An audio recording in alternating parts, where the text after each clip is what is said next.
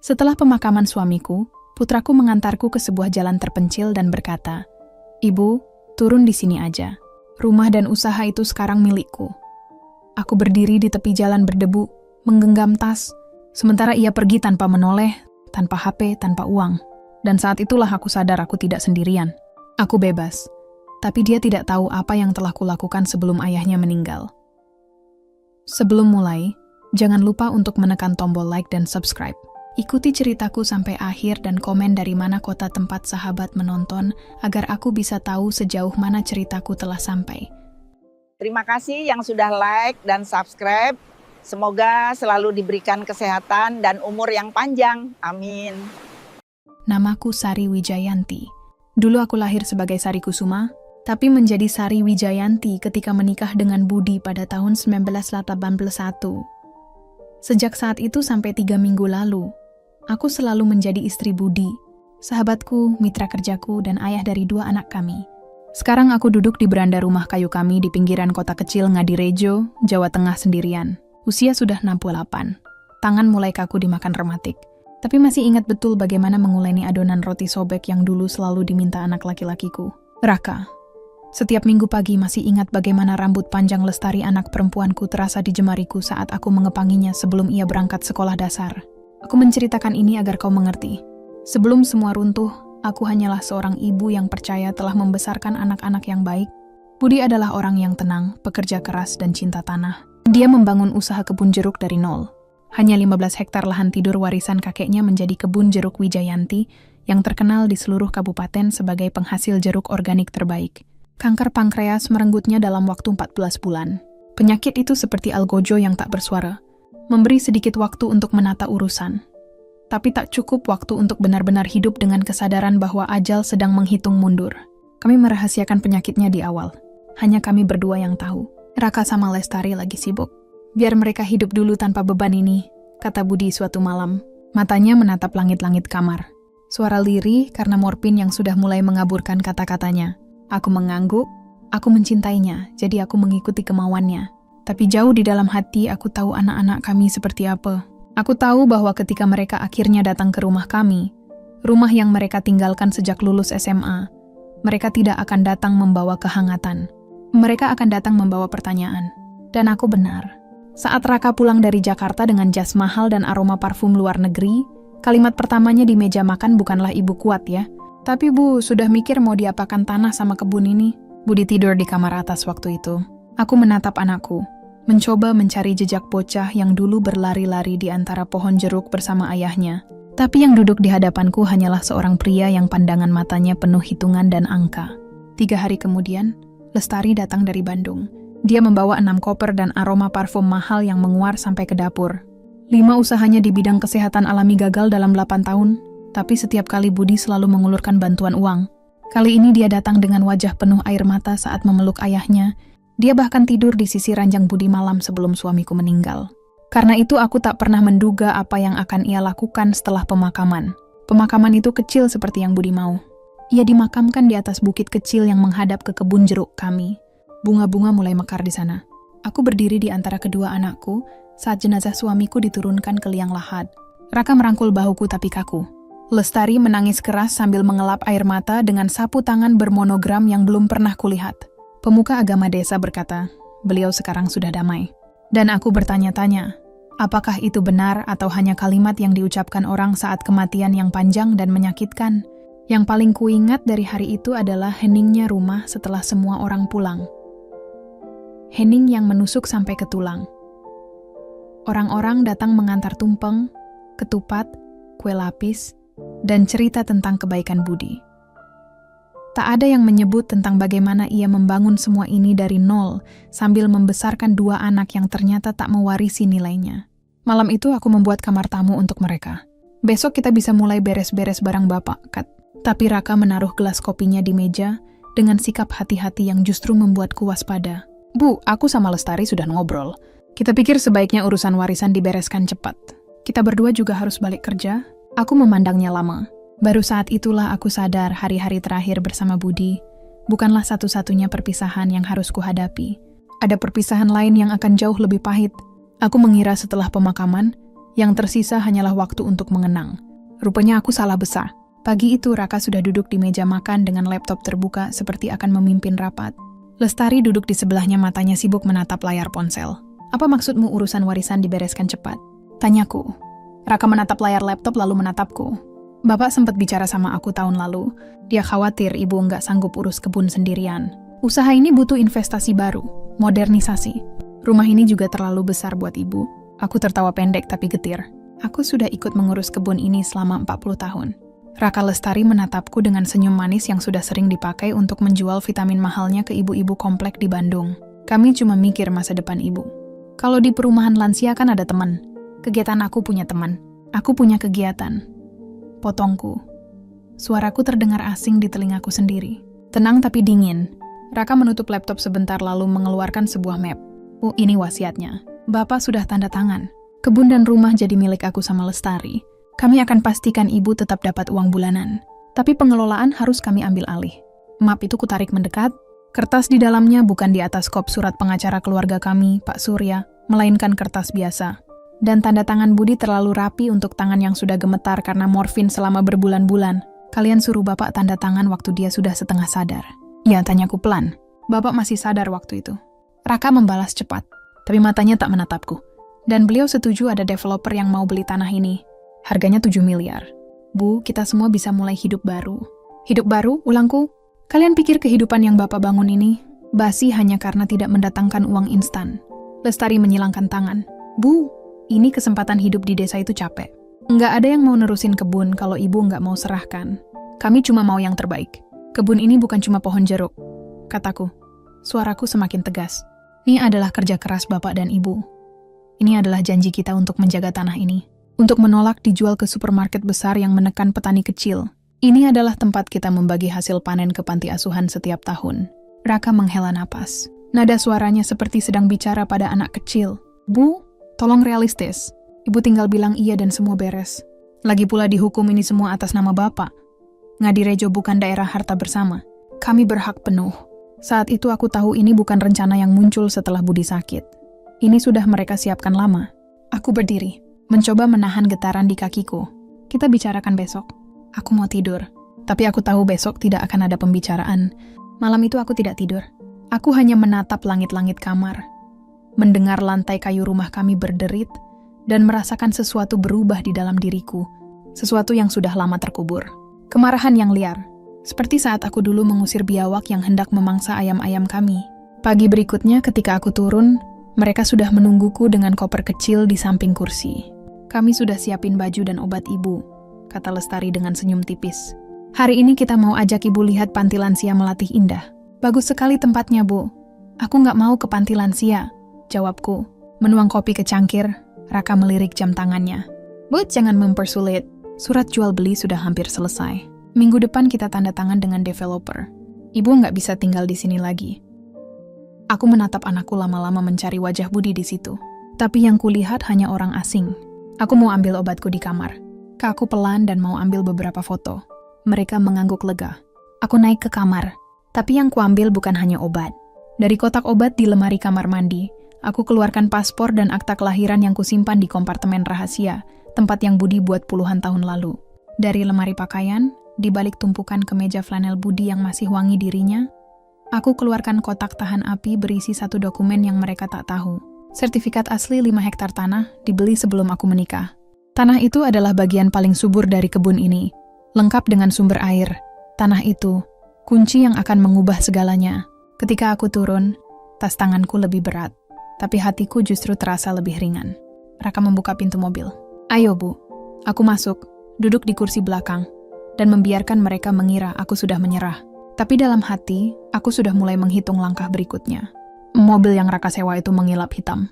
Kursi kulitnya dingin menempel di belakang kakiku. Ia menyetir dengan wajah tanpa ekspresi. Pandangan lurus ke jalan Lestari di sebelahnya. Sesekali mengintip ke kaca spion seolah memastikan aku tidak berusaha kabur. Aku duduk diam di kursi belakang.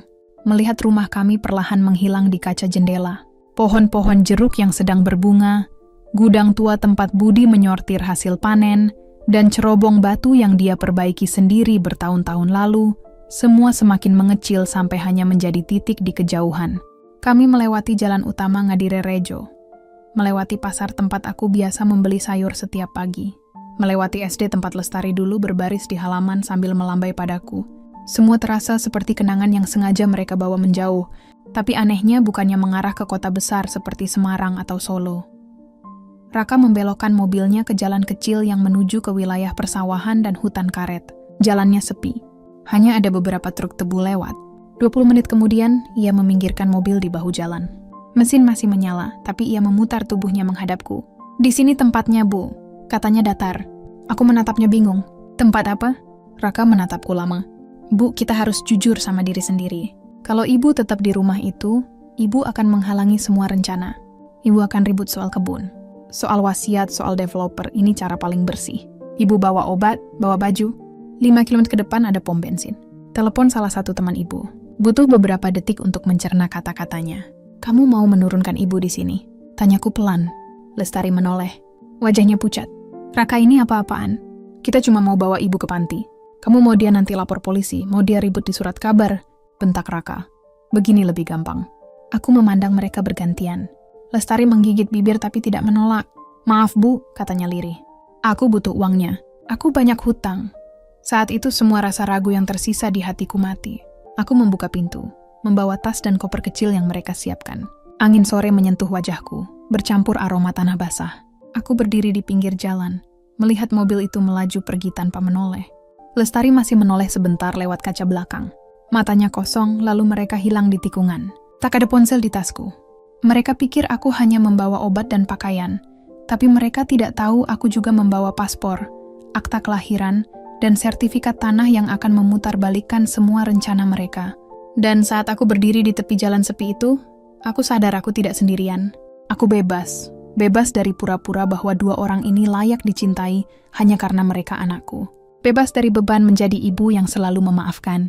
Aku mulai berjalan bukan ke arah yang mereka sebut. Aku berjalan ke arah lain, ke masa depan yang tidak bisa mereka bayangkan. Langkahku mantap di jalan berdebu. Di kejauhan langit sore mulai memerah. Yang mereka kira sudah mereka singkirkan, justru akan menjadi orang yang akan menjatuhkan mereka. Perjalanan ke kota memakan waktu hampir 2 jam dengan berjalan kaki. Sepatuku flat hitam yang kupakai di pemakaman Budi mulai menggesek tumitku sampai perih. Tapi rasa sakit di kakiku tidak sebanding dengan panas yang menjalar di dadaku. Setiap kali wajah Raka dan Lestari terbayang, matahari condong ke barat saat aku melihat papan kayu reot bertuliskan pom bensin dan toko kelontong sumber makmur 500 Wetmeum. Pom bensin itu ada di pinggiran Ngadirejo, milik keluarga Sugiarto, orang yang kukenal sejak lama. Saat aku mendekat, deru motor dan suara pompa bensin terdengar di bangku panjang depan toko. Beberapa petani duduk sambil minum teh botol. Begitu aku lewat, aku mendengar seseorang memanggil. "Bu Sari." Astaga, ibu kelihatan capek sekali. Aku menoleh. Pak Sugiarto berdiri di ambang pintu masih mengenakan celemek penuh noda oli. Wajahnya yang tua penuh garis khawatir. "Saya dengar kabar duka, Bu," turut berbelasungkawaya. "Pak Budi orang baik." Aku mengangguk. "Terima kasih, Pak. Boleh saya numpang telepon?" "Waduh, tentu saja." "Masuk, Bu. Ada telepon meja di dalam." "Duduk dulu minum air." Aku masuk ruang kecil di belakang toko. Bau solar bercampur kopi instan memenuhi udara. Telepon hitam dengan kabel spiral ada di meja. Bukan teman atau tetangga yang kupanggil. Seperti yang Raka kira akan kulakukan. Aku menekan nomor yang sudah kuhafal luar kepala. "Pak Surya, pengacara keluarga yang sudah 30 tahun mengurus semua urusan hukum kami." Suara beratnya terdengar di seberang. "Bu Sari, saya mencoba menghubungi ibu kemarin. Kenapa tidak datang ke pembacaan wasiat?" Aku mematung. "Pembacaan wasiat?" Ya, anak ibu Raka membawa sebuah dokumen. Tapi saya curiga. Tanda tangan almarhum Pak Budi. Aneh. Saya mau konfirmasi dengan ibu, tapi nomor ibu tidak aktif. Aku menarik napas dalam-dalam, menahan kemarahan. Saya sedang berhalangan, Pak Surya. Saya butuh bantuan Bapak dan saya butuh semua ini berjalan diam-diam. Di seberang sana ada jeda singkat sebelum ia berkata, "Ibu bisa ke kantor saya dalam 1 jam?" "Bisa," jawabku. Sebelum meninggalkan pom bensin, aku membeli ponsel murah dan pulsa tunai dari laci kasir. Uang itu berasal dari kantong rahasia di tasku. Simpanan darurat yang Budi suruh selalu kubawa sejak kami pernah mogok mobil di tengah jalan belasan tahun lalu. Pak Sugiarto menolak saat kubayar air mineral. "Sudah, Bu, simpan saja. Kalau butuh apa-apa bilang." Kebaikannya nyaris membuatku menangis. Tapi aku menahan air mata. Aku tak menangis ketika tanah menutup jasad Budi, dan aku tak akan menangis sekarang. Aku keluar dari toko membawa koper dan tasku. Jalanan sore itu lengang, sinar matahari memantul di aspal. Hari ini, untuk pertama kalinya sejak Budi meninggal, aku merasa kakiku melangkah bukan karena dorongan orang lain, tapi karena keputusanku sendiri. Di ujung jalan, kantor Pak Surya menunggu dan bersama itu perang yang akan segera kumulai. Kantor Pak Surya berada di lantai 2 sebuah rumah tua bergaya kolonial di Jalan Diponegoro, pusat kota Ngadirejo. Ketika aku masuk, Sinta, sekretarisnya yang sudah seperti anak sendiri bagiku langsung berdiri. Bu Sari, astaga saya kaget. Bapak sudah menunggu di dalam mau minum teh. Aku menggeleng. Tidak usah Sinta, terima kasih. Pak Surya sendiri sudah berdiri di depan pintu ruangannya. Tubuhnya agak bungkuk dimakan usia, tapi matanya tajam seperti dulu ketika pertama kali ia membantu kami mengurus izin usaha kebun. Masuk rebut, ceritakan semuanya.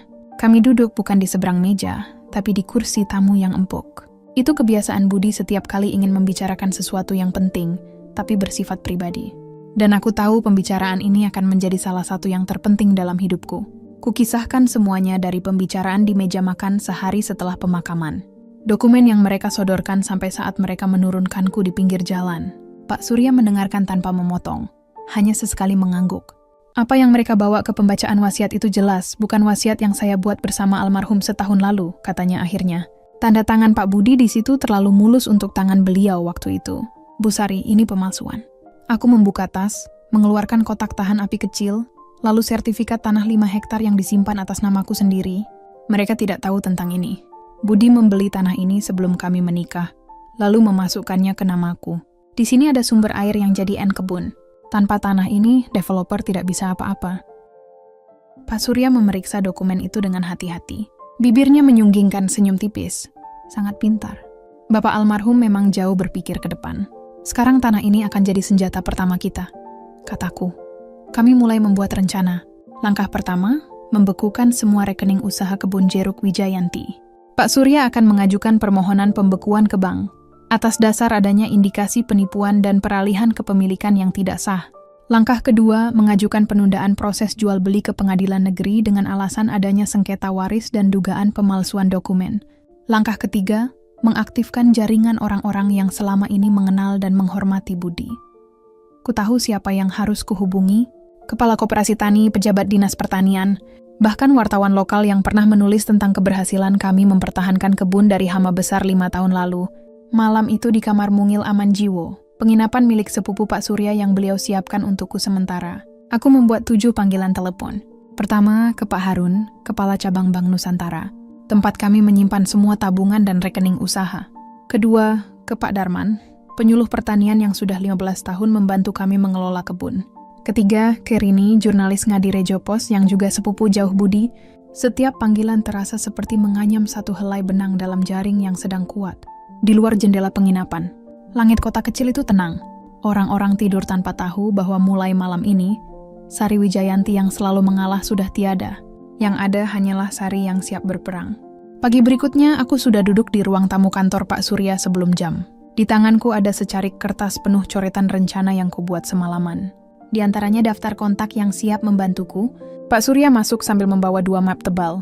Kabar baik, Bank Nusantara sudah setuju membekukan rekening kebun jeruk Wijayanti.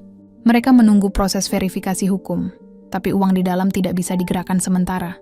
Aku tersenyum tipis. Itu berarti Raka dan Lestari tidak bisa memakai dana usaha untuk membayar uang muka ke developer. Benar jawabnya. Saya juga sudah daftarkan permohonan penundaan proses jual beli ke pengadilan. Kalau hakim setuju, sertifikat kebun tak bisa dialihkan sampai sengketa selesai. Seolah menjawab doa, ponsel baruku berdering, nomor tak dikenal. Aku biarkan berdering 4 kali sebelum menjawab. Sari, ini Raka. Suaranya tegang. Apa yang ibu lakukan? Kenapa rekening diblokir? Kenapa ada surat dari pengadilan? Aku melirik Pak Surya. Ia mengangguk memberi isyarat untuk mengaktifkan pengeras suara. Aku hanya melindungi apa yang Bapak bangun. Jawabku tenang. Kamu ini gila. Kesepakatan dengan developer bisa batal. Nada suaranya naik setengah teriak. Itu masalahmu, bukan masalahku. Di seberang terdengar suara Lestari, yang tampaknya ikut berbicara lewat pengeras suara ponsel Raka. Bu, kami panik. Kami nggak bisa bayar beberapa tagihan. Kalau penjualan ini gagal, kita semua rugi. Kalian rugi karena kalian sudah memutuskan aku tidak ada. Kataku dingin. Ingat waktu kalian menurunkan aku di jalan kemarin itu kalian yang memilih. Keheningan beberapa detik, lalu Raka menghela napas kasar. Apa maumu? Aku menatap Pak Surya lalu berkata pelan tapi jelas. Tarik kembali dokumen wasiat palsu itu. Kembalikan hak kebun dan rumah padaku. Aku akan beri kalian masing-masing 50 juta satu kali saja. Setelah itu kita putus hubungan. Raka tertawa pendek. Sinis juta kami bicara 7 miliar. Bu, kalau begitu kita bertemu di pengadilan, balasku. Lalu kututup sambungan tanpa menunggu jawaban. Pak Surya menatapku. Ada kekaguman di matanya. Mereka tidak akan mau menyerah semudah itu. Itu memang yang aku harapkan. Jawabku sambil meraih tasku. Semakin mereka melawan, semakin banyak kesalahan yang akan mereka buat, dan setiap kesalahan akan aku pakai untuk menjatuhkan mereka. Siang itu aku menemui Pak Harun di bank. Dia sudah menyiapkan beberapa dokumen transaksi yang mencurigakan, termasuk penarikan tunai besar oleh Lestari 3 hari sebelum pemakaman Budi. Semua difotokopi dan akan diserahkan ke Pak Surya sebagai bukti. Setiap lembar kertas yang masuk ke map bukti terasa seperti batu bata yang kupasang untuk membangun tembok di sekeliling kebun dan rumahku. Tembok yang tak akan bisa ditembus oleh darah dagingku sendiri. Keesokan paginya, berita mulai menyebar di Ngadirejo. Rini dari Ngadirejo Pos meneleponku lebih pagi daripada ayam jantan berkokok. Bu Sari, saya sudah cek semua dokumen yang Ibu kasih kemarin. Ini cerita besar pengembang itu, PT Citra Kencana ternyata sudah pernah bermasalah di 3 daerah lain. Kasusnya mirip, menargetkan pemilik lahan tua, janji harga tinggi, lalu mereka dapat sertifikatnya dengan cara licik. Aku tersenyum tipis walau Rini tak bisa melihat. Tulis saja apa adanya, Rin. Masyarakat berhak tahu. Saya juga dapat kabar mereka ada rencana bangun kompleks villa di kebun Ibu. Punya Ibu ini strategis banget deket jalan provinsi dan punya akses air. Wajar kalau mereka ngotot. Justru itu, Rin. Airnya di tanah 5 hektar yang atas namaku. Tanah itu tak akan pernah mereka sentuh. Siangnya aku kembali ke kantor Pak Surya. Ia baru saja selesai berbicara di telepon, dan wajahnya menyeratkan kabar yang menarik. Raka dan Lestari menolak tawaran kemarin. Katanya mereka yakin bisa memenangkan gugatan kalau kita lanjut ke pengadilan. Bagus, jawabku tanpa ragu. Itu artinya mereka akan buang uang untuk biaya hukum, dan setiap langkah akan terekam sebagai bukti niat jahat mereka. Pak Surya menyodorkan beberapa dokumen. Ini surat kuasa khusus untuk saya dan juga Pak Panji, teman lama almarhum yang ahli hukum properti di Semarang. Dia bersedia bantu karena pernah punya utang budi pada Pak Budi. Aku menandatangani tanpa pikir panjang. Rasanya seperti menutup pintu terakhir yang masih setengah terbuka untuk Raka dan Lestari. Sore itu ponselku kembali berdering. Nomor Raka. Aku mengangkat. Bu, tolonglah kita keluarga. Kenapa harus seperti ini? Suaranya kali ini lebih rendah, tapi tetap ada nada memaksa. Keluarga tidak membuang ibunya di pinggir jalan, jawabku datar. Sejak hari itu, kalian bukan keluargaku lagi. Kalian hanya orang asing yang kebetulan lahir dari rahimku. Dia terdiam beberapa detik lalu dengan suara dingin. Baiklah, kalau ibu mau perang, kita perang. Aku memutus sambungan dan meletakkan ponsel di meja. Pak Surya yang duduk di depanku berkata pelan. Mereka baru saja menandatangani nasib mereka sendiri. Aku mengangguk. Sekarang saatnya aku memastikan pintu ini terkunci rapat. Tak ada jalan kembali. Keesokan harinya, aku duduk di ruang tamu kantor Pak Surya, ketika seorang pria tinggi berambut perak rapi masuk dengan langkah mantap. Jasnya mahal, tapi matanya tajam seperti orang yang sudah terbiasa menatap lawan di meja perundingan. Sari, katanya dengan suara hangat. Sudah terlalu lama kita tidak bertemu. Aku berdiri dan memeluknya sebentar. Panji Santoso, sahabat lama Budi sejak kuliah di Yogyakarta. Terakhir aku melihatnya hampir 20 tahun lalu di acara reuni kampus. Dulu ketika firmannya hampir bangkrut, Budilah yang meminjamkan uang tanpa syarat. Rupanya utang budi itu belum pernah dilupakannya. Panji menaruh tas kerjanya di meja lalu duduk. Pak Surya sudah menjelaskan garis besarnya. Jujur saja, Sari.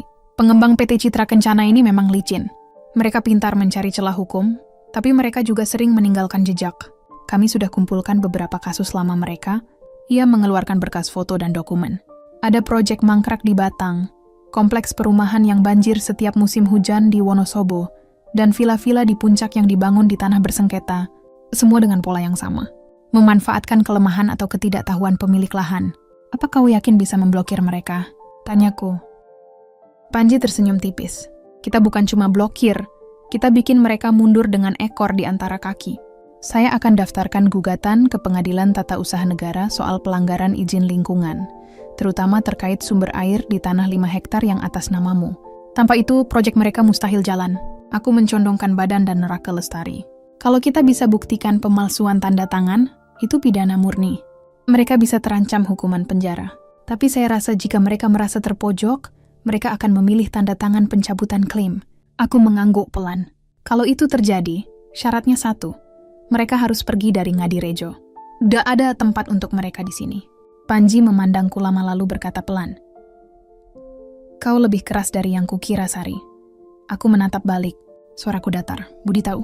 Dia hanya tak pernah membayangkan aku harus mengeraskannya untuk melawan darah daging sendiri. Hari itu kami bertiga, aku, Pak Surya, dan Panji menyusun strategi seperti jenderal merencanakan perang. Semua sudut harus ditutup. Semua jalur mereka untuk melarikan diri harus diputus. Di luar, langit Ngadirejo memerah tanda senja. Tapi di ruang itu, aku merasa seperti fajar baru saja menyingsing fajar dari perang yang akan kutuntaskan, sampai lawanku jatuh bertekuk lutut. Siang itu telepon genggamku bergetar. Nomor Raka muncul di layar. Aku membiarkan deringnya hampir habis sebelum menjawab. Sari Wijayanti bicara, kataku datar. Ibu nada suaranya berbeda, lebih tertekan. Kita mau bicara baik-baik. Aku sama Lestari sudah pikirkan. Kita mau tanda tangan pencabutan klaim kebun dan rumah. Aku mengerling pada Panji dan Pak Surya yang duduk bersamaku. Bagus. Tapi kali ini tidak ada tawar-menawar. Kalian tanda tangan di depan kami dengan saksi. Sebagai gantinya, aku tidak akan menekan tuntutan pidana atas pemalsuan wasiat dan percobaan penipuan. Itu saja. Tidak ada uang sepeser pun. Di seberang sana terdengar suara Lestari agak bergetar. Bu, tolong kalau tanpa uang aku diam. Les potong Raka suaranya dingin. Jam berapa? Jam 2 sore ini di kantor Pak Surya. Jangan telat. Pukul tepat mereka masuk. Raka dengan wajah lelah, mata cekung, kemeja mahalnya kusut, Lestari dengan rambut dikuncir seadanya. Riasannya luntur. Mereka duduk di seberangku menunduk. Panji membuka map besar, mengeluarkan dokumen. Ini surat pernyataan resmi bahwa kalian mengakui dokumen wasiat yang dibawa ke pengadilan sebelumnya adalah palsu. Kalian juga secara sukarela mencabut semua klaim terhadap kebun jeruk Wijayanti dan rumah kediaman Sari Wijayanti. Raka mengambil pena, tangannya sedikit bergetar saat menandatangani. Lestari lebih lama, air matanya jatuh menimpa kertas. Selesai menandatangani, Lestari menatapku, suaranya hampir berbisik. Bu, setelah ini kita bisa bicara lagi. Aku nyesel, aku menatapnya tanpa senyum. Tidak, Les. Hari ini kita menutup semua pintu. Kalian pergi dari Ngadirejo. Kalau aku lihat kalian lagi di sini, aku pastikan tuntutan pidana berjalan. Mengerti? Keduanya mengangguk pelan. Tanpa kata lain mereka bangkit dan pergi. Dari jendela kantor, aku melihat mereka berjalan ke mobil masing-masing tanpa saling bicara. Pak Surya memasukkan dokumen itu ke brankas. Selesai sudah, Bu Sari. Aku menggeleng. Belum. Mereka sudah jatuh. Tapi pengembang itu masih berdiri. Dan aku belum puas sebelum semuanya roboh. Panji menatapku, senyum tipis di wajahnya. Kalau begitu kita masuk tahap berikutnya.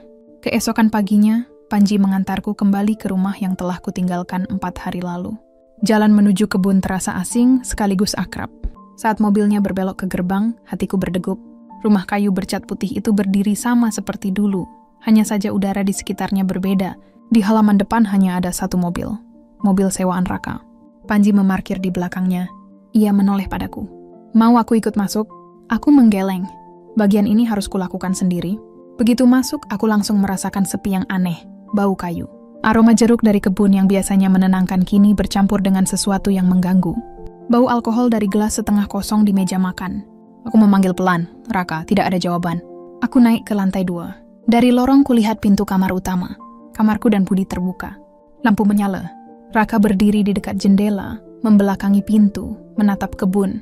Di belakangnya lemari terbuka, laci-laci terjungkir, pakaian Budi berserakan di lantai. Cari sesuatu? Tanyaku. Dia menoleh, matanya merah. Aku tahu Bapak pasti meninggalkan lebih banyak buku rekening, surat-surat. Aku tidak percaya semua ini cuma jatuh ke tanganmu. Bapak mempercayai aku. Sesuatu yang jelas tidak pernah kau pelajari. Jawabku dingin. Dia tertawa pendek. Getir kau sudah menghancurkan semuanya. Kesepakatan hancur. Lestari terjerat utang. Kantorku mulai mempertanyakan cutiku. Apa ini pelajaran dari seorang ibu? Bukan pelajaran, Raka. Ini keadilan. Sahutku sambil berjalan ke rak buku. Dari situ aku mengambil sebuah buku tua berjudul Walden. Buku kesayangan Budi. Dari antara halamannya, aku keluarkan amplop putih yang disegel. Ayahmu menulis ini untukmu seminggu sebelum dia meninggal. Kataku. Aku akan memberikannya walaupun aku tahu mungkin kau tak pantas membacanya. Dia melangkah mendekat, hendak merebut, tapi aku menahan. Baca kalau mau. Tapi setelah itu keluar dari rumah ini untuk selamanya.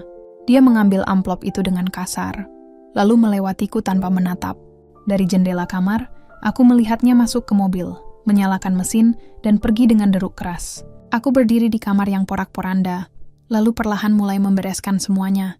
Melipat ke meja flanel Budi yang masih wangi sabun cucianku, menegakkan foto-foto yang jatuh. Malam itu aku duduk di kursi goyang Budi di beranda. Angin kebun membawa aroma bunga jeruk yang baru mekar. Untuk pertama kalinya sejak pemakaman, aku merasa rumah ini kembali menjadi milikku. Tapi perangku belum selesai. Pengembang itu masih harus kutumbangkan. Di hari setelah Raka pergi, aku duduk di ruang tengah bersama Panji dan Pak Surya. Di meja ada setumpuk dokumen tebal, salinan sertifikat tanah 5 hektar, peta zonasi lingkungan, dan laporan kualitas air dari Dinas Pertanian. Panji menunjuk peta. Ini sumber air yang jadi urat N kebun. Tanpa izin penggunaan air dari lahan ini, PT Citra Kencana tidak bisa memulai pembangunan. Dan karena tanah ini atas namamu, mereka tidak punya akses. Pak Surya menambahkan, kita juga sudah temukan peraturan daerah yang melindungi zona hijau pertanian. Kalau kita ajukan keberatan resmi, izin mereka bisa dicabut. Hari itu kami mengajukan 3 langkah sekaligus. 1. Surat keberatan resmi ke Dinas Lingkungan Hidup atas proyek PT Citra Kencana dengan alasan pelanggaran zonasi dan ancaman terhadap sumber air. 2. Permohonan perlindungan hukum untuk tanah 5 hektar agar tidak bisa diagunkan atau dijual tanpa persetujuanku. 3. Pengajuan gugatan ke Pitun dengan lampiran semua bukti pelanggaran izin. Sorenya Rini dari Ngadirejo Pos menelepon. Bu Sari, besok berita kita naik ke halaman depan. Saya juga sudah dihubungi oleh wartawan Suara Jawa Tengah. Mereka tertarik mengangkat kasus ini karena ada dugaan pola penipuan berulang oleh pengembang. Aku hanya menjawab singkat. Bagus, Rin. Pastikan masyarakat tahu ini bukan sekadar urusan tanah, ini urusan masa depan petani. 2 hari kemudian, kabar mulai bergulir cepat. Media sosial lokal dipenuhi foto-foto kebun jerukku dengan tagar Selamatkan Ngadirejo dan Atolak Citra Kencana. Beberapa warga datang ke rumah menawarkan dukungan. Ada yang bilang siap bersaksi, ada yang menawarkan bantuan tenaga. Lalu seperti yang sudah kuduga, pihak PT Citra Kencana mengirimkan 2 orang pria berjas rapi ke rumahku. Mereka memperkenalkan diri sebagai perwakilan legal. Bu Sari, kita bisa bicarakan ini secara damai, kata salah satu dari mereka. Kalau ibu mau mempertimbangkan kembali, kami siap menambah harga. Aku menatap mereka sambil berdiri di depan pintu, tidak mengizinkan mereka masuk. Tanah ini bukan untuk dijual. Dan kalau kalian tidak segera pergi, kalian akan saya tambahkan dalam daftar pihak yang saya laporkan ke kepolisian. Ekspresi ramah mereka menghilang, digantikan tatapan dingin. Tapi mereka pergi, dan aku tahu setelah itu permainan mereka akan berubah jadi kotor. Yang mereka tidak tahu adalah aku sudah siap. 2 malam setelah perwakilan PT Citra Kencana datang, aku mulai melihat tanda-tanda bahwa mereka berusaha menekan balik. Pukul 10 malam, suara motor meraung di depan rumah. Dari jendela kamar, kulihat 3 orang tak dikenal menempelkan spanduk di pagar dengan tulisan, "Tanah ini milik PT Citra Kencana, dilarang masuk." Hurufnya besar, warnanya merah mencolok. Aku turun dengan senter di tangan, menyalakan lampu halaman. "Hei, lepas itu sekarang juga," seruku. Salah satu dari mereka berjaket hitam menoleh sambil tertawa kecil. "Perintah bos." "Bu, nanti ibu juga tahu sendiri." Aku melangkah mendekat, nadaku datar. "Kalau kalian masih di sini 5 detik lagi, aku telepon polisi." Kamera CCTV rumahku merekam wajah kalian dengan jelas. Mereka saling pandang lalu lari ke motor dan melesat pergi. Keesokan paginya, aku sudah duduk di kantor Polsek Ngadirejo dengan flash disk berisi rekaman CCTV. Pak Surya mendampingiku membuat laporan resmi intimidasi dan pemasangan atribut ilegal. Belum sempat laporan itu diproses. Rini menelepon. Suaranya cepat dan gelisah. "Bu Sari, saya dapat info dari narasumber di Kabupaten. Citra Kencana sedang dorong percepatan izin proyek. Mereka mau sidang internal minggu depan. Berharap semua protes warga dianggap tidak sah." Panji yang duduk di sebelahku mengangguk singkat. "Mereka coba main cepat, tapi kita bisa hadang. Kalau izin keluar, kita ajukan gugatan sela di PT UN. Itu akan menghentikan proyek sementara." Hari itu juga kami menambah amunisi, mengumpulkan tanda tangan warga sekitar kebun yang menolak proyek, menyertakan laporan kualitas air dan analisis tanah sebagai bukti ancaman lingkungan, mengirim salinan laporan intimidasi ke dinas provinsi agar mereka tahu cara kerja pengembang ini. Sore harinya ancaman berganti bentuk. Aku menerima SMS dari nomor tak dikenal. "Jangan buat susah diri sendiri. Ambil uangnya. Tinggalkan Ngadirejo. Waktu ibu tidak banyak." Aku menunjukkan pesan itu pada Panji. Dia tersenyum tipis. "Bagus." Semakin mereka panik. semakin ceroboh langkahnya. Kita akan pakai semua ini di persidangan. Malam itu, sambil duduk di kursi goyang budi, aku sadar satu hal. Aku tidak lagi sekedar mempertahankan kebun. Aku sedang menunjukkan pada semua orang bahwa tanah, air, dan kerja keras puluhan tahun tidak bisa dibeli, apalagi dirampas dengan ancaman. Dan aku janji sebelum semua ini berakhir, nama PT Citra Kencana akan menjadi peringatan di seluruh Jawa Tengah. Hari sidang di PT UN Semarang tiba. Aku berangkat subuh bersama Panji dan Pak Surya.